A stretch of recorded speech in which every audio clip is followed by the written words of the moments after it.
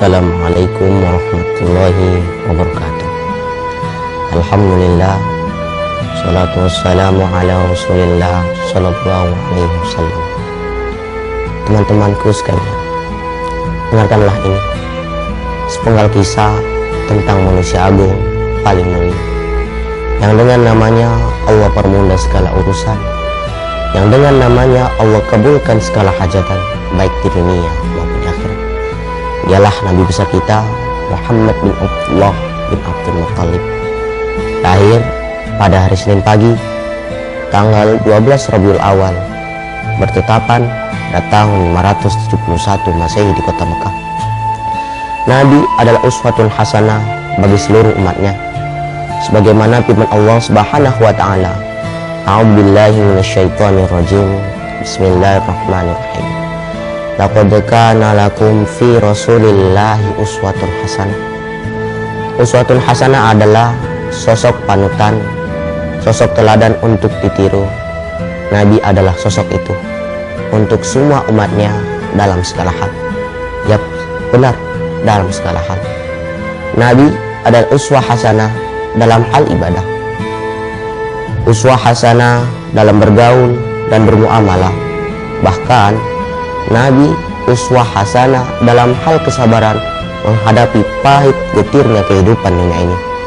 Sedari dalam kandungan wafat ayahandanya, di umur 4 tahun bergantian wafat ibundanya, dirawat hingga umur 9 tahun oleh sang kakek, hingga akhirnya kakeknya pun wafat. Berilah kewaliannya kepada sang paman, yaitu Abi Thalib. Belum kita cerita tentang Amul Husni, tahun kesedihannya Nabi, tahun duka citanya Nabi, karena pamannya tercinta Abi Thalib dan istrinya tercinta Sayyidah Khadijah wafat pada waktu yang berdekatan. Di tahun itu pula kita akan mendengar bahwa kakinya Nabi berdarah, hingga darahnya itu mengalir sampai membasahi sendalnya Nabi, karena diakibatkan penduduk Taif yang sebenarnya masih terhitung saudara. Itu hanya sekelumit kisah sedih baginda Nabi semasa hidup selama 63 tahun di dunia ini. Belum kita cerita tentang jahilnya Abu Jahal, Abu Lahab, Abu Sufyan, dan Hindun yang memakan jantung pamannya Nabi, yaitu Hamzah. Belum kita cerita tentang luka-lukanya Nabi ketika perang Uhud, fitnahan, makian, dan cacian dari orang-orang yang sejatinya belum mengenal siapa sebenarnya baginda Nabi. Dialah Nabi besar, rahmat bagi seluruh alam, membawa ajaran Islam sebagai sebaik-baik agama di dunia ini. Buah kesabarannya baginda Nabi pernah rekreasi ke Sidratul Muntaha dengan peristiwa Isra Mi'raj. Dari sana baginda Nabi membawa perintah langsung dari Allah melaksanakan sholat 5 waktu sehari semalam. Teman-temanku sekalian, setelah Haji Wada tahun 11 kenabian, tepatnya pada hari Senin 12 Rabiul Awal, wafatlah baginda Nabi Muhammad SAW di usia 63 tahun lebih 4 hari. Di malam itu baginda Nabi dalam keadaan tinggi.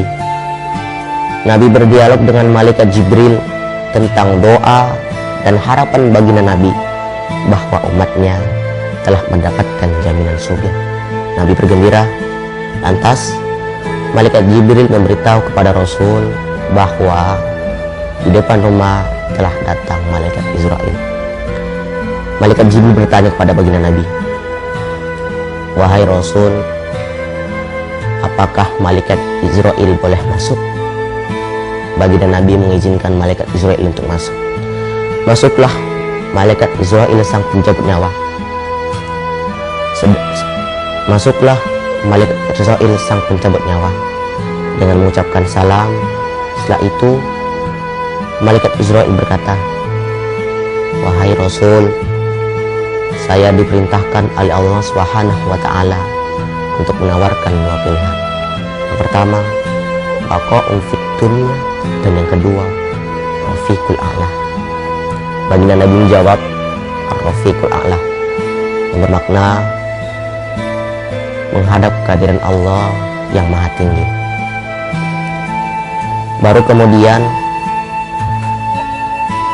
baginda Nabi meminta malaikat Israel untuk mulai mencabut nyawanya. Saat malaikat Israel mulai mencabut nyawa baginda Nabi, Nabi berujar, mahada, apa ini ya Israel? Malaikat Israel menjawab, inilah sakaratul maut ya Rasul, inilah sakitnya kematian. Sambil menahan sakit, baginda Nabi berdoa, la ilaha illallah.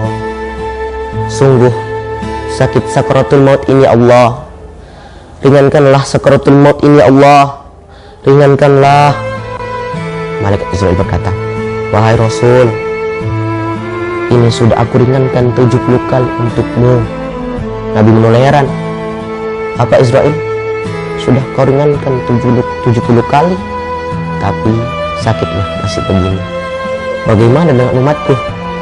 Malaikat Israel menjawab, ya kalau umatmu manusia biasa, ku cabut saja sesukaku ya Rasul. Nabi langsung berdoa, ya Allah, sungguh dalam kematian ada sakaratul maut, sungguh sakit rasanya, maka ringankanlah sakaratul maut ini kepada umatku dan bebankanlah kepadaku. Doa ini adalah ungkapan kecintaan seorang Rasul kepada umatnya. Selayaknya seorang ibu yang mencintai sang anak pasti tidak ingin melihat anaknya merasakan sakit. Jika bisa sakit itu pindah ke tubuh sang ibu, pasti ibu itu mau. Doa ini dikabulkan oleh Allah Subhanahu wa Ta'ala. Kita diringankan sakaratul maut dan dibebankan kepada baginda Nabi Muhammad SAW. Maka Sayyidah Aisyah yang menceritakan yang saat itu ada mendampingi baginda Nabi Muhammad SAW. Nabi mengeluarkan keringat dingin yang tak pernah dilihat oleh Sayyidah Aisyah sendiri, karena suhu tubuh Nabi melebihi panas suhu manusia biasa. Setiap kain basah yang untuk mengompres kening Nabi, seketika itu pula kain itu kering dikarenakan panas tubuhnya Nabi. Nabi berdoa, la ilaha illallah. Sungguh dalam kematian ada sakaratul maut, sungguh sakit rasanya. Nabi berpesan dengan banyak pesan. Beberapa pesannya tentang wanita dan menjaga sholat. Nabi kemudian berpesan mengucapkan salam untuk kita umatnya. Bayangkan baginda Nabi yang sedang merasakan sakit masih sanggup mengucapkan salam untuk kita umatnya. Betapa Nabi selalu mengingat kita bahkan di akhir-akhir hidupnya. Mari teman-temanku sekalian, kita jawab salam baginda Nabi Muhammad ini. Hadirkan di mata dan hati kita untuk menjawab salam Nabi ini. Salamu alaika ya Rasulullah, salamu alaika ya Habiballah, ya Nabi Allah. Baginda Nabi yang berada di pangkuan Sayyidah Aisyah mengucur deras keringat dinginnya. Lalu Sayyidah Aisyah mengusap keringat itu dengan tangan baginda Nabi sendiri, karena Sayyidah Aisyah mengira lebih lembut tangan baginda Nabi dibandingkan tangan Sayyidah Aisyah. Lebih mulia tangan baginda Nabi dibandingkan tangan siapapun di dunia ini. Lebih mulia tangan baginda Nabi dibandingkan tangan siapapun di dunia ini. Nabi mengangkat tangan dan mengucapkan, la ilaha illallah. Lalu jatuh tangan baginda Nabi di pangkuan Sayyidah Aisyah. Sayyidah Aisyah tahu bahwa baginda Nabi telah meninggal pada waktu itu, dan Sayyidah Aisyah memberitahu kepada para sahabat bahwa baginda Nabi telah meninggal.